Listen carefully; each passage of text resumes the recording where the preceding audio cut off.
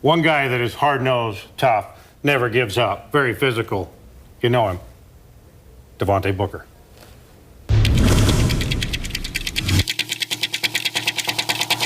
Devontae Booker, the beast, into the open field. Devontae Booker, the beast, rumbling into the secondary. Pylon, touchdown! To the 5, he's in the end zone!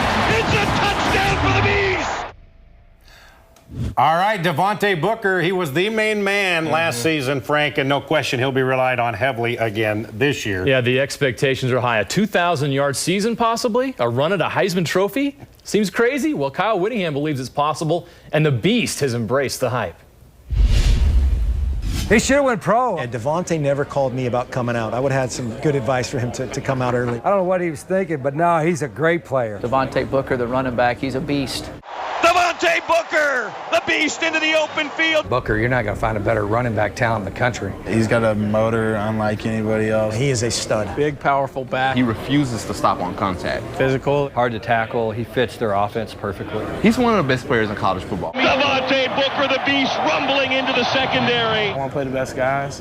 I'm ready to play him. He's one of the best guys in the Pac-12. Not looking forward to playing against him. Pylon, touchdown! UCLA game last year, and it reminded me of like watching Michael Jordan when everybody knew that Michael Jordan was going to have the ball, and they still couldn't stop him. It's a touchdown! That type of respect around the Pac-12 shows why Devontae Booker is a Heisman Trophy candidate.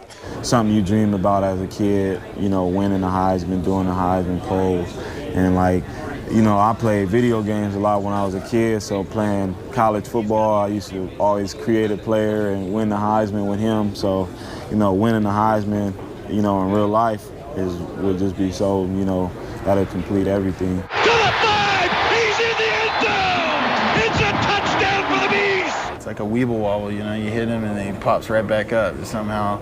The offense runs through Devontae. He's the focal point.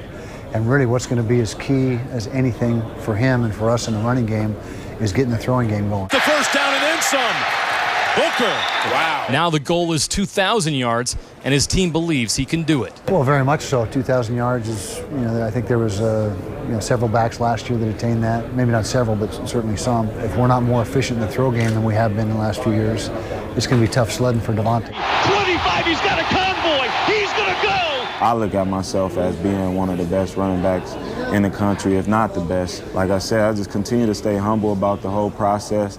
It's great to be mentioned in it, but when that time comes, it comes. Okay, Frank, can Devontae keep carrying the load on offense like he did a year ago?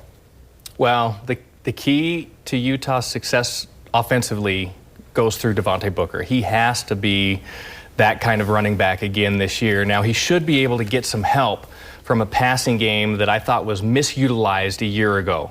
Travis Wilson coming back, Kendall Thompson pushing him a little bit as the second string quarterback. So Devontae Booker certainly has the talent, the ability to carry that. I'd like to see him get 300 carries. Yeah, I mean, I'd like to see him get up to that 2,000-yard rushing mark, but he's going to need some help from the passing game.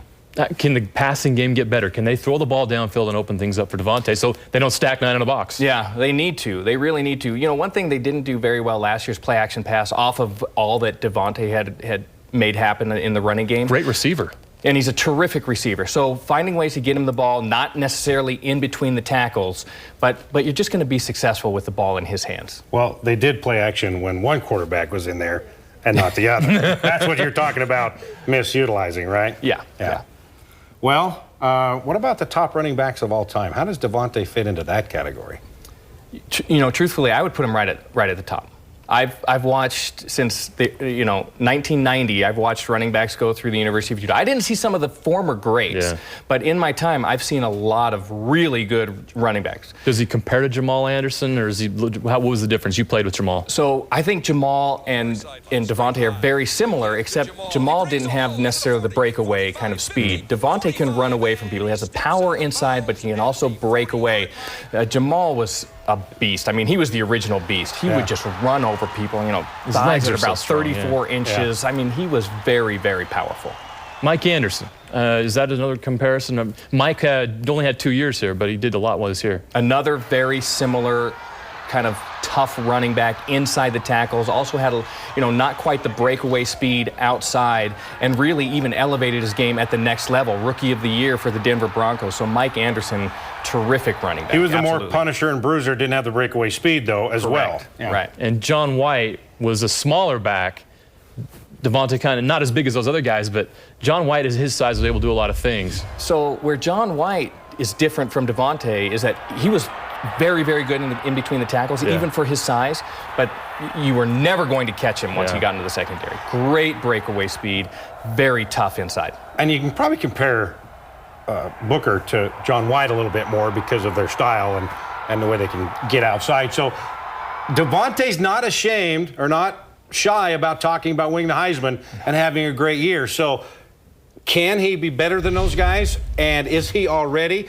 Because if he gets around 1,900 yards and 12, 13 touchdowns in a Pac-12, that is Heisman material. He's that kind of talent. I mean, I don't want to say too much. I don't want to speak too much about that, but he is definitely that kind of talent. If he gets enough carries, if he gets enough help from his passing game, enough touches on the ball, then I think there's a real possibility he could be in that race. So finally, with the pass game, Travis Wilson, is he the guy? Does he have to worry about Thompson behind him? What's the situation with the quarterbacks? Do you expect Wilson to be the starter throughout the season?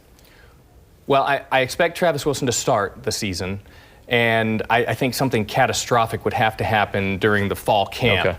But Travis is going to be the guy, and I think, health and being able to manage things like pressure and efficiency in the pass game is going to tell whether or not he stays there the rest of the season. And I think he has a confidence and a backing from his coaches that he didn't have last year. Yeah. And that, as a quarterback, that goes a long way. It goes a long way, and he's very comfortable with A-Rod as the offensive coordinator. All right, when